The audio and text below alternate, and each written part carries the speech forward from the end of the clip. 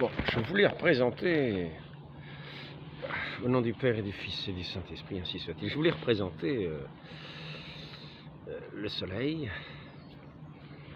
Je vous l'ai dessiné un petit peu, mais je l'ai raté, donc je ne vais pas vous le montrer. J'ai raté complètement. Je voulais représenter le soleil, et puis quelqu'un qui se cache du soleil, toujours du soleil, toujours de la lumière, quelqu'un de plutôt sombre, ténébreux, une sorte de silhouette noire qui passe son temps à se cacher du soleil et de la lumière, de toutes les manières. Quelquefois qui apparaît quelquefois comme ayant une réalité, qui apparaît une réalité quand il est en contre-jour, d'une certaine manière. Ah, là, on arrive à distinguer. Là, on verrait juste cette silhouette un petit peu sombre, qui pourrait paraître inquiétante avec ses grandes cornes. En général, des ailes plutôt de chauve-souris, car ce sont des êtres qui se déplacent plutôt de nuit, dans l'obscurité. Dès que le soleil se couche, on voit ces oiseaux de nuit qui sortent, ces espèces de vampires. Donc, ces vampires, oui, quand on est enfant, on aime bien voir les chauves-souris, hein, mais on fait quand même attention, parce qu'on se dit, attention, les chauves-souris peuvent peut-être s'attraper aux cheveux, oui, parce qu'ils zigzaguent, on ne sait pas trop s'ils savent où ils vont. À zigzaguer comme ça, il paraît qu'ils sont très précis, ils ont un système de radar, ils s'y retrouvent dans l'obscurité, ils s'y retrouvent. Nous, on a tendance à se cogner au mur, mais eux, ils évitent tous les obstacles, sauf les moucherons, qui n'est pas un obstacle, ils l'attrapent au vol. Mais les moucherons, en général, la nuit, je pense qu'ils vont se coucher. Hein. Donc, on les voit, mais surtout le jour, quand il commence à faire chaud, alors là, on les voit qui s'élèvent. Là, c'est plutôt les oiseaux du jour qui vont les attraper, suivant la hauteur, la température, suivant l'humidité.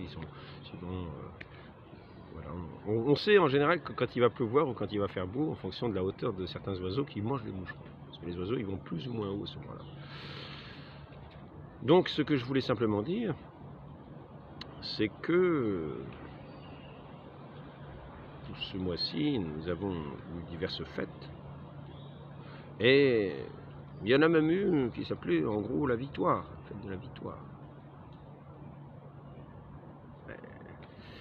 Je voudrais dire que cette fête de la victoire, pour être une vraie victoire, nous amène à ce qui est la conséquence de la victoire, c'est-à-dire quand on est victorieux, on est heureux de la victoire. Quelqu'un qui serait malheureux dans la victoire, on pourrait se dire, il n'y a pas vraiment de victoire. Quelqu'un qui remporte une victoire, ce n'est pas une déduction, ce n'est pas une déduction, mais c'est pour dire l'essence même de la victoire. L'essence même de la victoire, c'est la béatitude, c'est le bonheur éternel. La vraie victoire, c'est le bonheur éternel. Quand nous avons enduré ici-bas tous les combats que nous avons à mener, nous entrons dans cette... si nous sommes victorieux, si nous avons mis sous nos pieds celui qui se cache de la lumière, alors que la lumière est la cause de notre joie, celui qui se cache de la lumière et qui nous cache la lumière, si nous avons su être victorieux dans notre vie, si nous avons su être éclairés par ce qui est l'objet de notre victoire, parce que nous luttons pour la lumière. Nous ne luttons pas pour un règne de ténèbres afin de faire tous les coups en douce. Non, nous régnons pour nous combattons pour ce règne de la lumière qui est l'existence même, qui est la vie même. Et cette vie bien heureuse, parce que la vie est bien heureuse. La vie n'est pas malheureuse. La vie est fondamentalement bien heureuse. Et c'est pourquoi tous ceux qui ont remporté la victoire sur le monde s'appellent des bienheureux et non pas des malheureux. Même s'ils ont subi les pires martyrs, on les appellera des bienheureux, des saints. Ils ont témoigné de cette lumière. Au milieu de ce monde qui voulait les écraser, au milieu de ce monde qui refuse la lumière, qui se protège de toute la lumière, qui, tel cet ange obscur, dès qu'il voit un rayon de soleil, va s'en cacher, va se cacher, va se terrer dans l'ombre, sauf s'il apparaît que sa façon de se cacher paraîtra lumineuse à certains, c'est-à-dire paraîtra raisonnable à certains. Ce n'est jamais raisonnable de se cacher de cette lumière divine. Ce n'est jamais raisonnable. C'est toujours l'inverse de la raison. Mais il pourra paraître à certains raisonnable de se cacher de cette lumière divine. Ça va être ainsi tout ce combat des mauvais anges qui sont déjà, que l'on va reconnaître ici-bas, à ce trait caractéristique de rejeter toujours tout ce qui tient de la lumière, de le rejeter, d'utiliser certaines lumières comme pour se transformer en ange de lumière. Cette lumière va peut-être, d'une certaine manière, ils ne l'accepteront pas, ils la rejetteront, mais ils pourront l'utiliser. Non pas pour s'en nourrir, non pas pour... non, mais pour paraître. Car certains ont l'art d'utiliser les différents dons de Dieu, même pour lutter contre Dieu, même pour lutter contre la lumière, et ainsi ils pourront apparaître par certains aspects comme des anges de lumière. Et à ce moment-là, ils n'iront pas se terrer dans l'ombre, parce que ceux qui, en général, se cachent de la lumière, rejettent la lumière, vont se terrer dans l'ombre, où il n'y a pas de lumière. Ils vont se cacher aussi aux yeux de ceux qui les démasqueraient par le fait qu'il est reconnu qu'ils rejettent la lumière. Quand nous sommes dans une société de lumière, dans un monde de lumière, celui qui se protège de la lumière n'est pas dans la communion. Montre par là qu'il n'est pas dans cette communion, qui est une communion lumineuse, une communion bienheureuse, une communion dans la vérité, une communion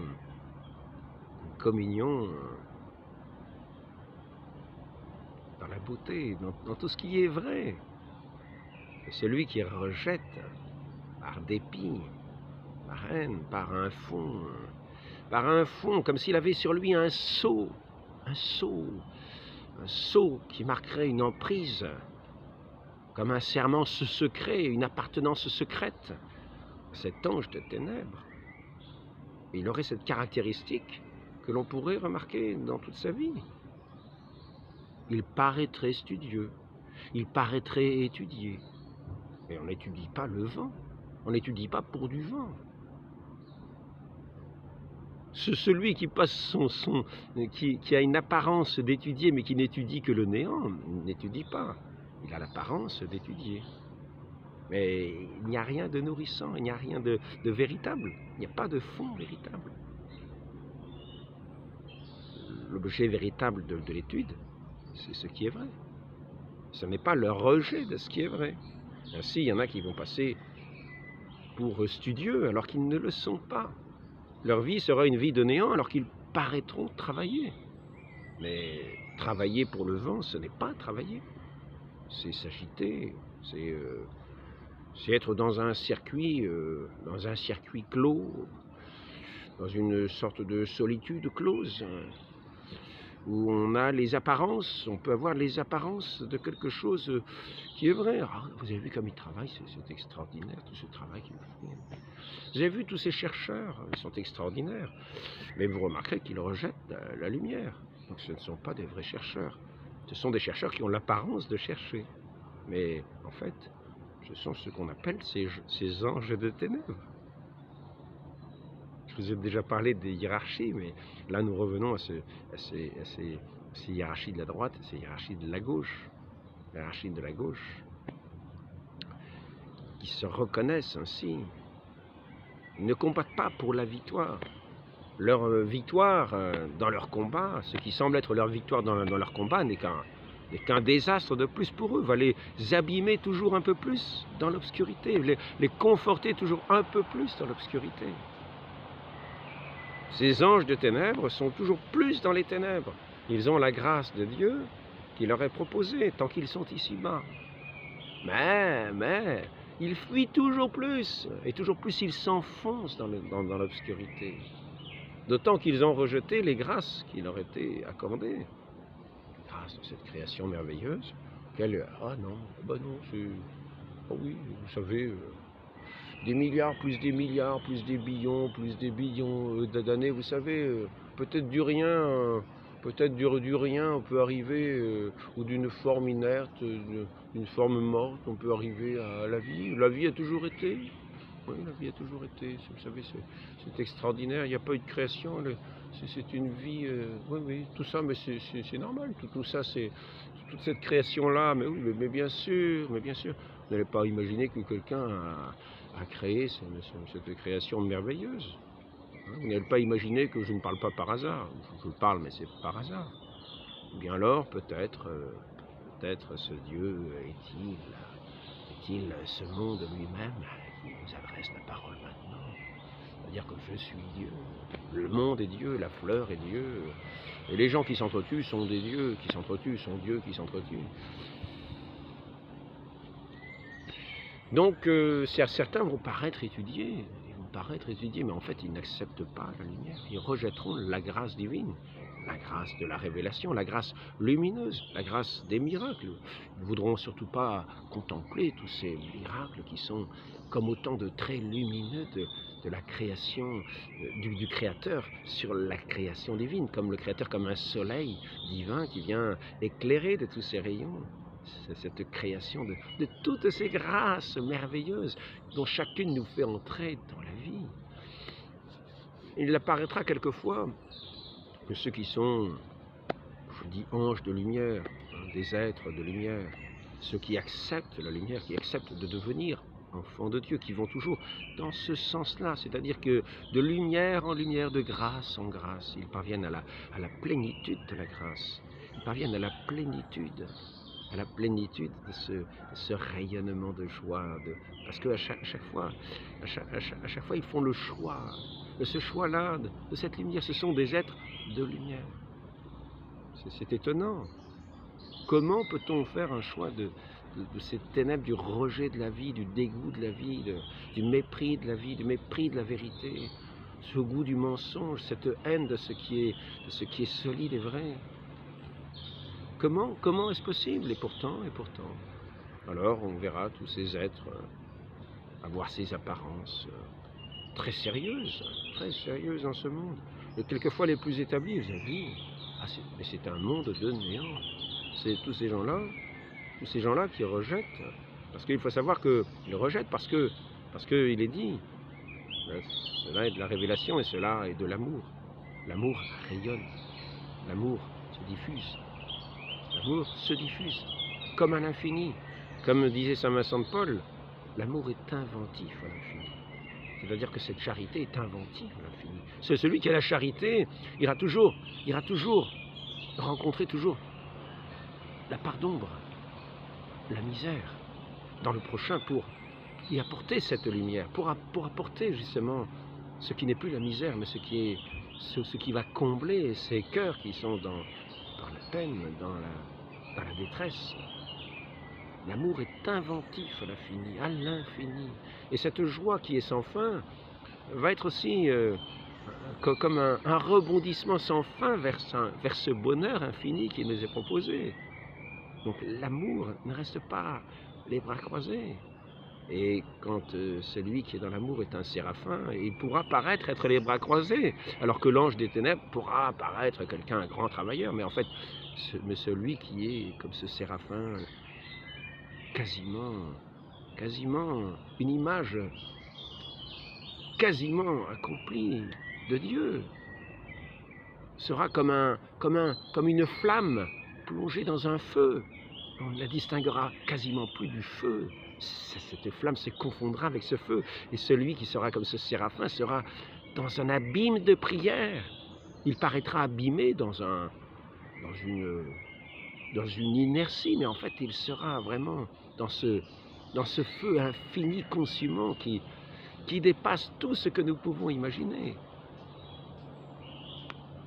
Je ne vous dis pas que quand cette personne-là parlera, sa parole ne sera pas un néant, mais sera une grande lumière pour celui qui l'entendra.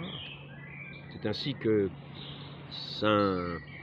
Saint Louis Grignon de Montfort nous dit qu'un prédicateur, un vrai prédicateur, le monde est prédicateur, mais quelqu'un qui est vraiment dans cette présence de Dieu, dans cette ardeur, dans cet amour de Dieu, qui est comme un séraphin. Son cœur est embrasé de cet amour divin. Eh bien, quand il parlera, il touchera les cœurs. C'est ce qui est dit de ces prédicateurs. Et qui viendront, dit-il, les derniers temps. Mais ces derniers temps, nous avons vu tout au long de l'histoire des prédicateurs extraordinaires, qui étaient plongés, qui étaient abîmés en Dieu. Par exemple, Saint Vincent Ferrier apparaissait, je l'ai lu une fois, alors, vous savez, ça fait des années, ça fait peut-être 20 ans, ça fait peut-être 30 ans que je l'ai lu. Je l'ai lu une fois, et je me souviens de ce trait-là. Saint Vincent Ferrier, quand il avançait, paraissait quelqu'un de pitoyable. Il paraissait un pauvre parmi les pauvres, je ne sais pas quoi. Est-ce qu'il marchait pieds nus, est-ce qu'il avait les pieds ensanglantés, je n'en sais rien, mais son apparence n'avait rien d'extraordinaire. Mais dès qu'il commençait à parler, mais c'était un séraphin qui consumait tout le monde au son de sa parole. Tout le monde était renversé, touché, embrasé de ce feu de l'amour divin, pour être entraîné dans la conversion, et des guérisons s'opéraient à sa prière. Alors qu'il était dans ce qui paraissait le plus méprisable, dans une humilité que personne ne semblait. Et ce n'était pas un ange de ténèbres, au contraire. Mais il n'avait pas cette apparence que revêt quelquefois l'orgueil. Il veut paraître quelque chose, alors qu'il n'y a rien. Et donc, je voudrais simplement signaler, oui, malheureusement, certains font profession de vouloir démasquer les mensonges, comme je le disais dans un entretien précédent, au sujet de l'exemple de l'Église sur la zététique. Mais en fait, zététique, en Antiquité, c'était un groupe de philosophes sceptiques, c'est-à-dire, le sceptique, c'est ce que c'est. Le sceptique, on peut dire aujourd'hui athée, c'est la même chose. Les sceptiques, vous avez une fausse sceptique.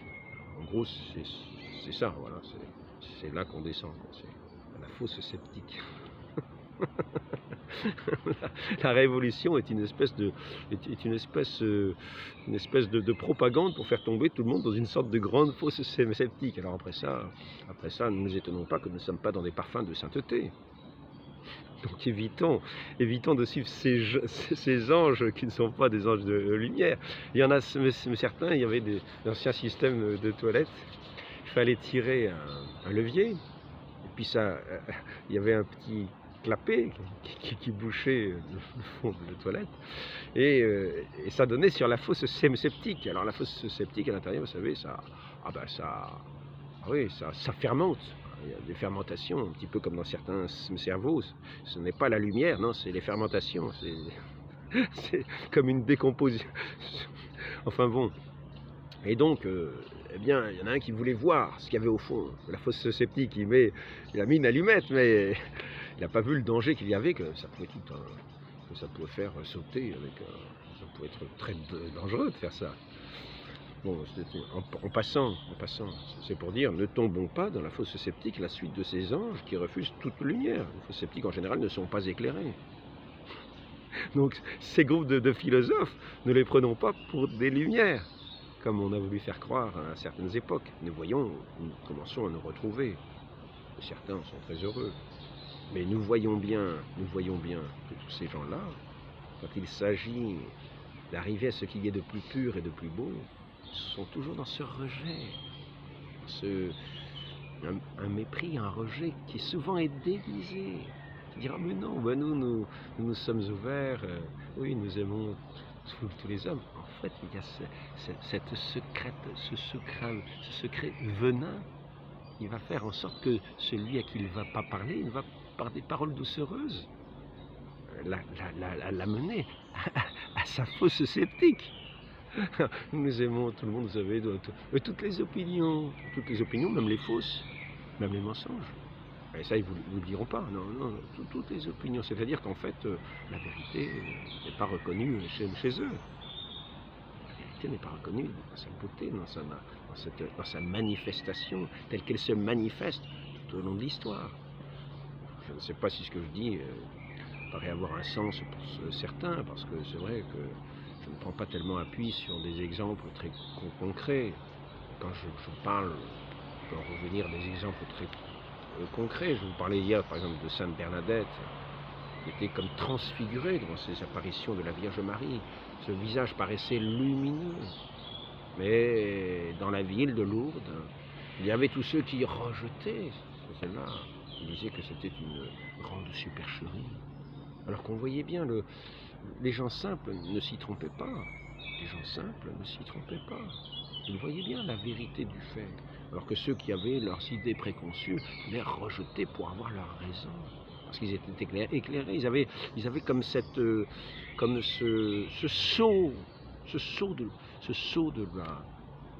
saut noir dans leur âme, qui faisait qu'ils avaient choisi le parti des ténèbres. Il faut prier pour eux, car tant que nous sommes ici-bas, il y a moyen de demander les grâces de conversion. Donc il faut savoir que nous sommes dans ce monde qui rejette la lumière. Comme ces espèces, on représente ces démons, peut-être apparaissent-ils quelquefois de cette façon-là, comme avec des ailes de chauve-souris. Les ailes de chauve-souris, ces oiseaux nocturnes dont je vous parlais au début. Parce que ce sont des êtres des ténèbres. Des êtres de ténèbres. Ils ont leurs repères par des par des moyens très, très particuliers qui leur sont propres, et qui ne sont pas les repères des enfants de lumière. Ce ne sont pas les mêmes. Alors que quelquefois, ils vont se permettre de se montrer au grand écran, au grand jour. Ils vont se permettre de se montrer, parce qu'ils auront l'apparence, la tolérance. Ils auront l'apparence de la justice, l'apparence d'être des chercheurs de vérité. Ils auront l'apparence. Et en tant qu'ils auront l'apparence, ils pourront se montrer. Mais si on connaissait la réalité du fait qu'ils rejettent la vraie lumière, ils iraient se cacher au profond des ténèbres. Et là, ils sont cachés au plus profond des ténèbres, mais sous une apparence de vérité, sous une apparence de lumière. Donc il faut être très attentif. Je crois que c'est par une grâce particulière que chacun est amené à discerner. À voir la parole fausse, à voir où est l'erreur, à voir le... Et c'est pour ça qu'il faut être bien établi dans l'Église, dans la foi de l'Église, qui est cette arche de lumière. Même s'il y a au-dedans, quelquefois, des anges ténébreux qui peuvent s'introduire et semer un peu la confusion. Mais ils sont ce qu'on appelle à l'intérieur de l'Église la part des méchants. C'est ce que dit ce concile de Trente. Dans cette Église, il y a aussi des méchants. Des gens qui ont la foi, mais qui n'ont pas cette charité, qui sont morts à la charité. Ils sont dans l'Église parce qu'ils ont cette foi, mais c'est une foi morte. Ce n'est pas la foi vive. C'est vraiment le rejet, pourrait-on dire, connaissent la vérité et pour l'inverse, ne la mettent pas en pratique. Ils sont tenus comme esclaves Ils ne se feront peut-être pas avoir par ceux qui semblent travailler à la vérité, qui semblent faire leurs études, de dénoncer le mal. Mais néanmoins, ils trouveront peut-être quelques accointances avec dans la pratique.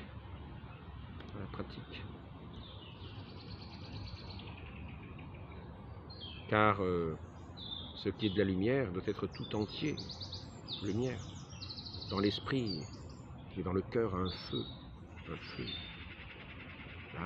Et la lumière aussi. Non seulement dans l'esprit, la connaissance, mais dans le cœur, ce feu, cet amour de Dieu, de ce Dieu qui est amour. Et les lumières, comme une flamme vive de la charité, de l'amour qui éclaire. Donc, si nous voulons vraiment déceler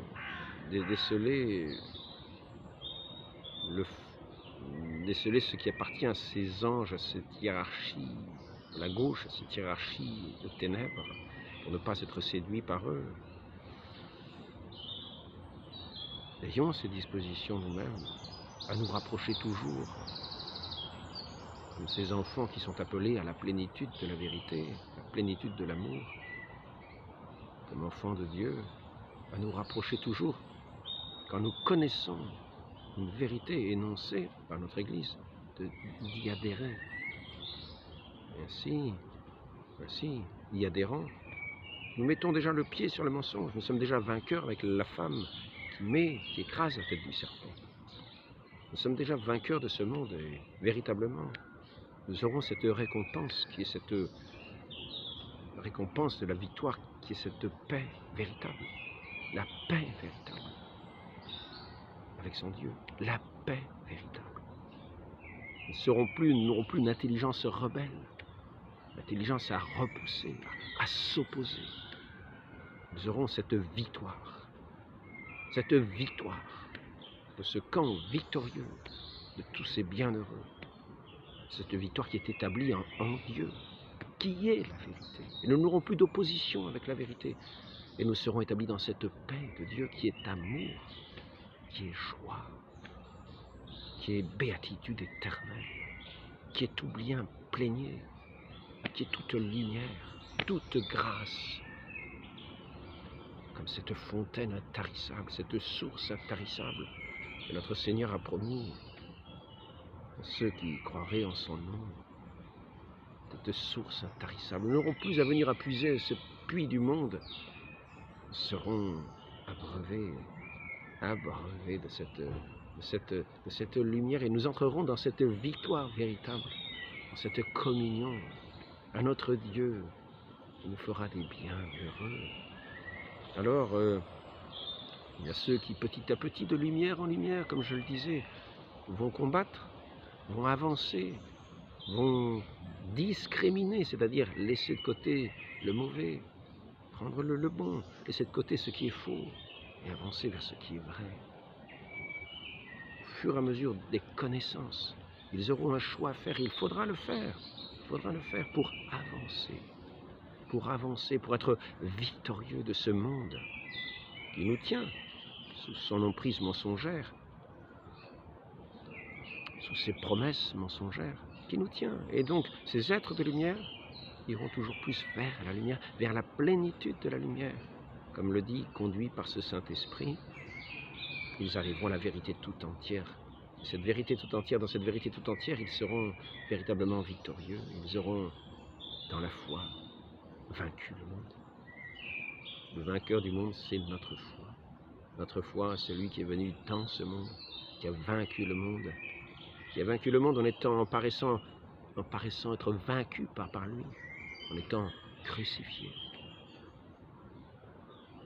en abandonnant tout ce qui est cette couronne d'orgueil que portent souvent les rois. Et souvent c'est une couronne de devoir. Ils sont rois par devoir, par héritage, souvent. Et quelquefois, il y en a qui s'enflent d'une couronne d'orgueil, et notre Seigneur, lui, a eu cette couronne de l'humilité, du mépris, cette couronne d'épines. Il a paru comme le dernier des hommes. Il a véritablement été vainqueur du monde dans cet amour pour tous les hommes. Lui qui est la lumière venue dans ce monde pour éclairer tous les hommes. Et ceux qui le rejettent, qui rejettent la lumière, il est venu les éclairer, mais ils rejettent la lumière. Nous ne faisons pas partie de ceux qui rejettent la lumière, qui rejettent le bonheur, qui font des lois suicidaires, qui sont toujours à se mutiler. Entrons dans la lumière véritable, où la création est pleine, entière, véritable. Et elle est amenée, elle sera dans sa plénitude quand elle sera dans son éternité. Et nous verrons ce corps ressuscité dans la gloire céleste, avec son âme resplendissante, comme un tison de feu dans ce feu divin de l'amour divin. Demandons cette grâce à la très sainte Vierge Marie qui est plus ardente que tous les séraphins, plus lumineuse que tous les chérubins dans le ciel. Demandons à cette bonne mère de nous tenir par sa main comme ses enfants bien dociles. Ô Marie conçue sans péché, priez pour nous qui avons recours à vous. Ne nous laissez pas à ces anges enténébrés, ces anges de ténèbres. Et soyez notre conductrice, soyez notre mère, pour marcher à votre suite, à la rencontre de votre Fils que vous nous donnez. Ainsi soit-il. Au nom du Père et du Fils et du Saint-Esprit, ainsi soit-il.